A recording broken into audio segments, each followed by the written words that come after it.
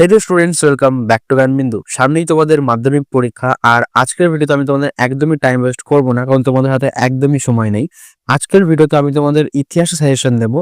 তো বেশি দেরি না করে ভিডিওটি শুরু করা যাক। তো তোমরা স্ক্রিনের উপর একটা পিডিএফ দেখতে পাচ্ছ। এই পিডিএফ এর মধ্যে 2 মার্কস, 4 মার্কস এবং 8 মার্কসের সাজেশন রয়েছে। আমি তোমাদের শর্ট কোশ্চেন সাজেশন দিইনি, কারণ সেটার কোনো রকম সাজেশন হয় না। আমি 2 মার্কস, 4 মার্কস এবং 8 মার্কস সাজেশন তোমাদের দিচ্ছি।